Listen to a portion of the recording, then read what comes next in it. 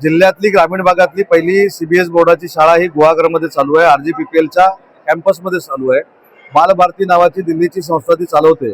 RGPPL आणि बालभारती यांच्यामध्ये जो काही संघर्ष निर्माण झाला होता त्याचा थेट परिणाम विद्यार्थ्यांमध्ये होत होता। पालकांचं म्हणणं आहे की संस्था बदलली गेली पाहिजे, त्या पद्धतीने देखील आम्ही पुढे जाणार आहोत। परंतु आत्ताच मला मॅनेजमेंटने असं सांगितलं की अशी वेळ येणार नाही, आम्ही अतिशय चांगल्या पद्धतीचं शिक्षण मुलांना देऊ, चांगले विद्यार्थी घडू। त्याच्यावर सगळ्यांचं एकमत झालंय। ज्यांना संस्था नको होती ते 5 लोक आणि ज्यांना संस्था हवी होती ते 5 लोक असे एकत्र बसतील RGPPL बरोबर आणि याच्यातनं सुवर्णमध्य काढतील। दुसरा महत्त्वाचा मुद्दा, आपल्याला सगळ्यांना माहिती आहे की निरामय हॉस्पिटल हे सगळ्यात मोठं कोकणातलं मल्टी स्पेशालिटी हॉस्पिटल होतं, ते आज पूर्ण भग्नावस्थेमध्ये आहे। मी जिल्हाधिकाऱ्यांशी देखील बोललेलो आहे।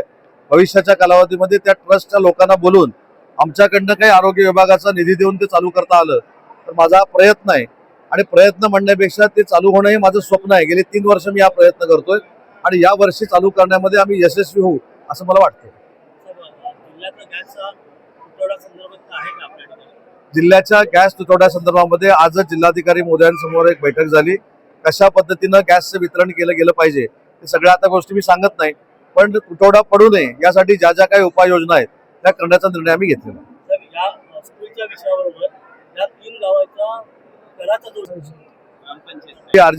RGPPLचे अधिकारी इथं आहेत। स्थानिक स्वराज्य संस्थांचा टॅक्स जर देत नसतील तर ते मला असं वाटतं की अतिरेकपणा करतायत, त्यांनी तो दिला पाहिजे।